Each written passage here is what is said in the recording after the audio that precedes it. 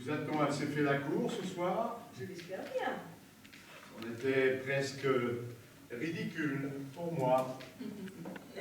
Est-ce une scène?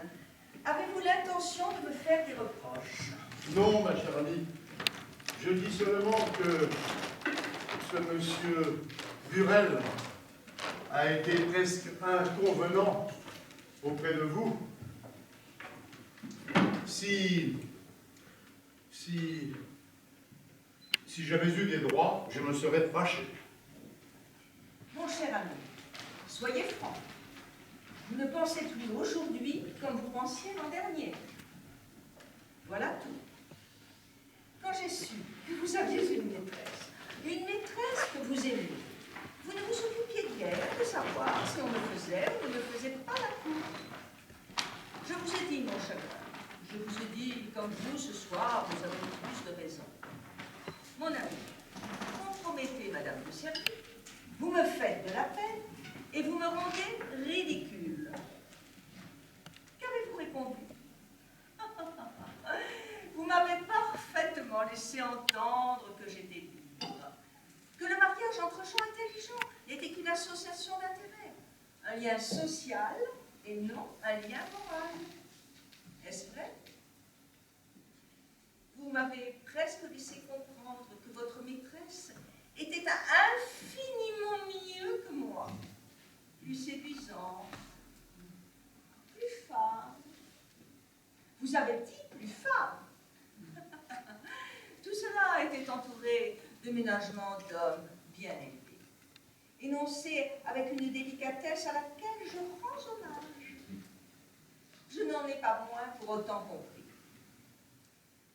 Il a été convenu entre nous que nous vivrions désormais ensemble, mais complètement séparés.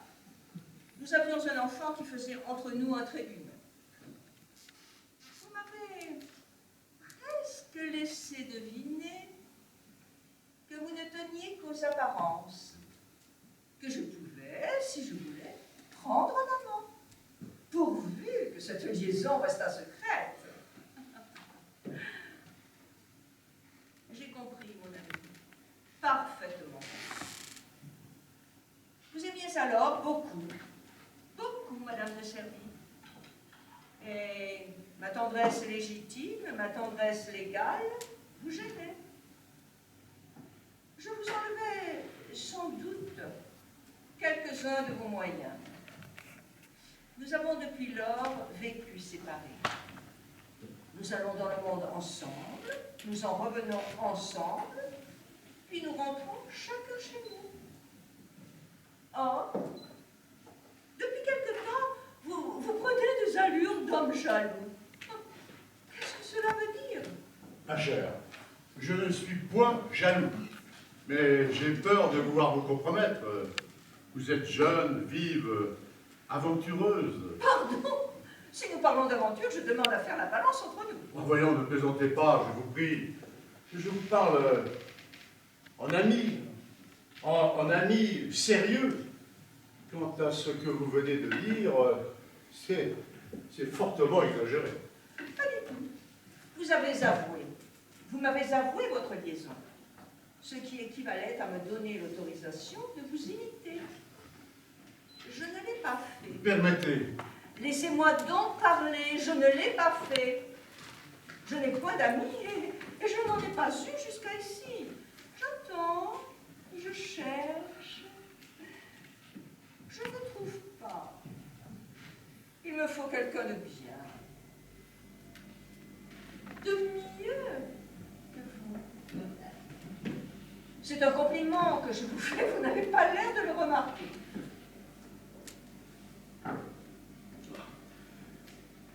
Ma chère, toutes ces plaisanteries sont fortement exagérées. Mais je ne plaisante pas le moins du monde.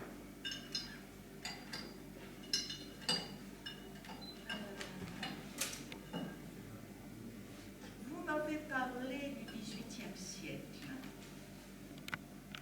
Vous m'avez dit que vous étiez régence. Je n'ai rien oublié. Quand il me plaira de cesser d'être ce que je suis, vous serez, entendez-vous, sans même vous en douter, cocu comme d'autres. Oh, pouvez-vous prononcer de pareils mots? De pareils mots. Mais vous avez ri comme un fou quand Madame de Gers a déclaré que Monsieur de Serville avait l'air d'un cocu à la recherche de ses corps. Oui, mais ce qui peut paraître drôle dans la bouche de Madame de Gers devient inconvenant dans la vôtre. Pas du tout, mais vous trouvez le mot cocu très plaisant quand il s'agit de Monsieur de Serville, et vous le trouvez fort malsonnant quand il s'agit de vous. Tout dépend de vous. D'ailleurs, je ne tiens pas à ce mot. Je ne l'ai prononcé que pour voir si vous êtes mûr. Mûr? Pourquoi? Mais pour l'être, comme un homme se fâche en entendant dire ces mots, c'est qu'il brûle. Dans 2 mois, vous rirez tout le premier si vous entendez parler de coiffer. Alors oui, quand on l'est, on ne le sent pas. Vous êtes ce soir tout à fait mal élevé. Je ne vous ai jamais vu ainsi. Voilà, c'est que j'ai changé. En mal. C'est votre faute. Voyons, ma chère, parlons sérieusement. Je vous prie, je vous supplie de ne pas autoriser, comme vous l'avez fait ce soir, les poursuites inconvenantes de Monsieur Burel.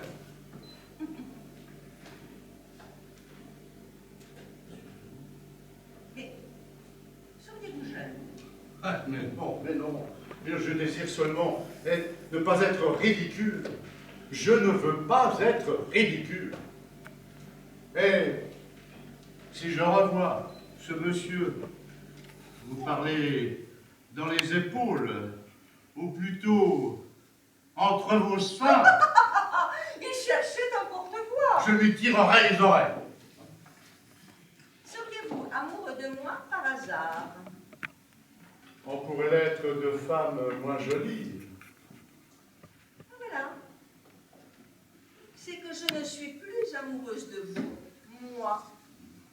Oh, plus de ces plaisanteries-là entre nous. Nous vivons séparés, c'est fini. Oh, ne vous fâchez pas. Je vous trouve ravissante depuis quelque temps. Voilà. Tiens. C'est que vous aussi, vous me trouvez mûre. Je vous trouve adorable, ma chère. Vous avez des bras, un teint, des épaules. Qui plairait de Monsieur Burel. Ah! Vous êtes féroce, mais là, vrai, je ne connais pas de femme aussi séduisante que vous.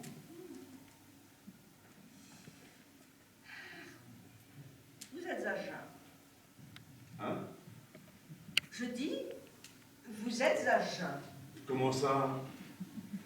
Quand un homme se fâche en entendant dire ces mots, c'est qu'il brûle.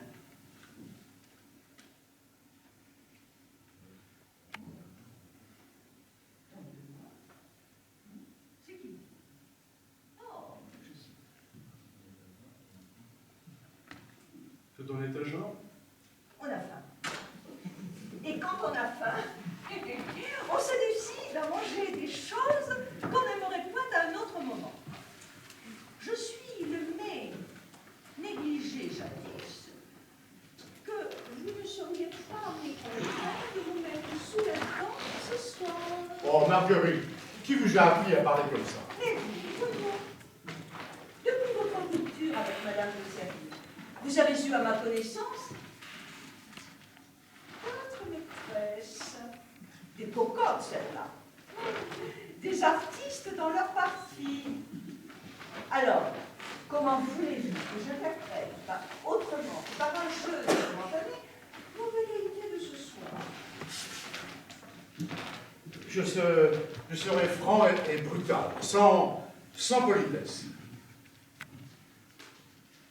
je suis redevenu amoureux de vous. Pour de vrai, très fort, voilà.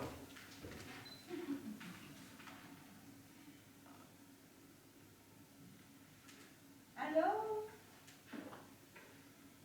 vous voudriez recommencer Oui, madame.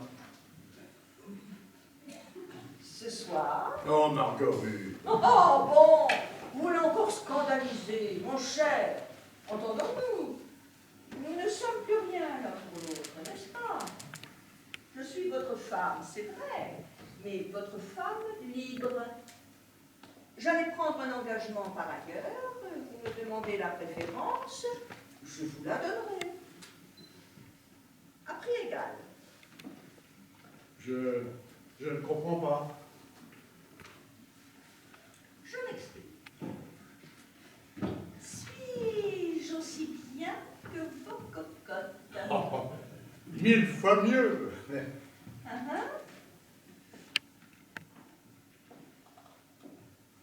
Mieux que la mieux. 1000 fois.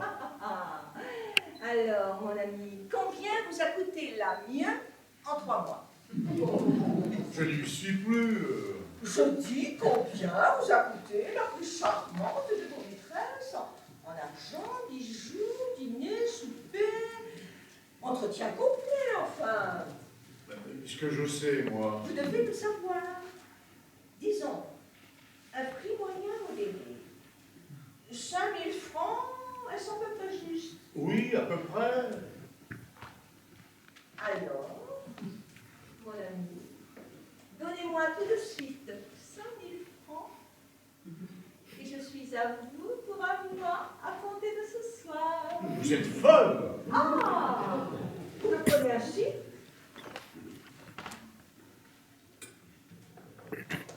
Bonsoir.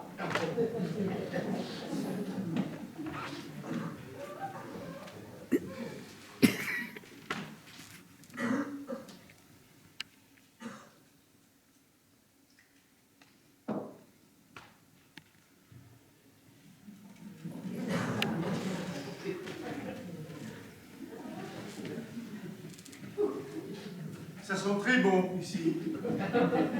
Vraiment, ça n'a pourtant pas changé. Je me sers toujours de podestal. Oui, c'est étonnant. Ça sent très bon. Ça se peut, mais vous, faites-moi le plaisir de vous en aller. Marguerite. Allez-vous-en. Allez-vous-en. Ah, c'est ainsi. Eh bien, tant pis pour vous.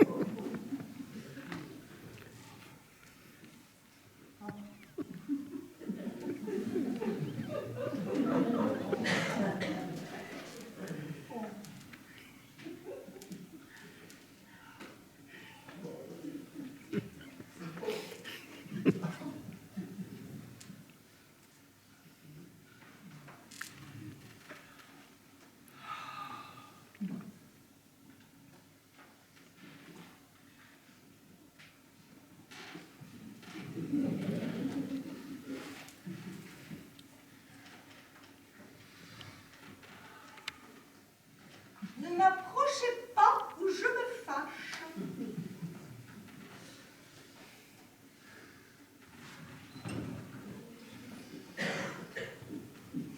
Oh, oh, oh. Mais c'est stupide. Ça se peut, mais vous connaissez mes conditions. 5000 francs. Mais ce serait idiot. Pourquoi ça? Comment ça? Un mari payé pour coucher avec sa femme? plus amusant d'aller payer les cocottes. C'est possible. Mais je ne veux pas être ridicule. Quelle drôle d'idée avez-vous là? Oh, quelle idée! Vous devez demander 5000 francs. Mais rien de plus naturel. Nous sommes étrangers l'un à l'autre. Or, vous me désirez. Alors, vous ne pouvez pas m'épouser puisque nous sommes déjà mariés. Alors, vous m'achetez. Un peu moins peut-être qu'une autre. Mais réfléchissez. Cet argent, au lieu d'aller chez une gueuse qui en ferait n'importe quoi, restera dans votre ménage, dans votre maison. Et puis, pour un homme intelligent, n'est-il rien de plus amusant que de se payer sa propre femme? En amour, on aime bien que ce qui coûte cher. En amour est illégitime. Vous donnez à notre amour légitime un prix nouveau, une saveur de débauche, un ragoût de polissonnerie, en le tarifant comme un amour coté. Et maintenant, monsieur, allez-vous-en, ou je sonne ma femme de chambre.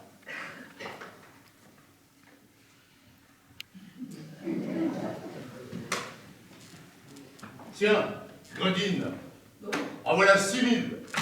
Mais tu sais,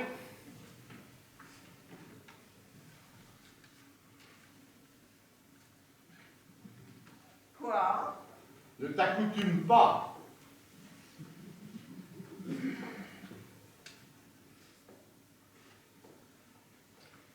Monsieur. Chaque mois. Et sinon, je vous renvoie à vos cocottes.